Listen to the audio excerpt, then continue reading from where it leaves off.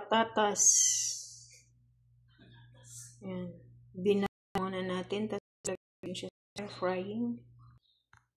And guys, lagyan natin siya ng kaunting setsaiton. Tapos lalagay natin siya sa air frying.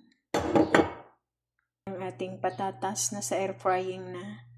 Iluto lang natin siya ng mga 2 minutes or 3 minutes. Ganun. 2 minutes natin siyang iluluto sa air frying, guys. Hintayin lang natin siyang maluto. Tapos igigisa natin siya. Luto na natin siya ng 3 minutes sa air frying. Gigisa na natin siya. Ito na yung ating sangkap na ilalagay. Saka lalagyan natin siya ng fresh na parsley. Ayan. Nagpainit na ako ng kaldero na paglulutuan natin. Ayan, may mantika na po yan. Ayan. Lagay na natin yung ating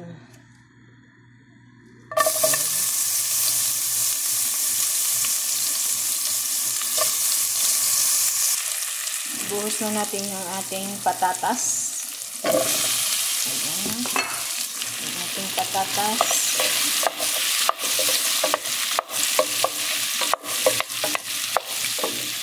Itong ating mga spicy. Ano yan? Turmeric, chili powder, saka yung powder na mix na siya.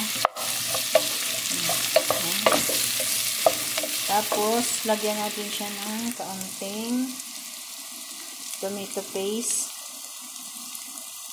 Kaunti lang. Ayan. Lagyan na natin siya ng asin. Ayan. Lagyan na natin siya ng asin. Ayan. Sili. Haluin na natin.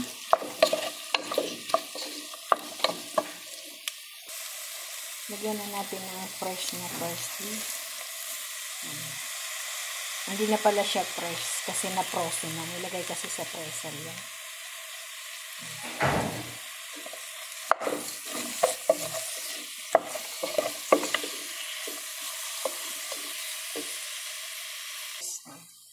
Lagyan natin ulit siya ng kaunting asin kasi matabang.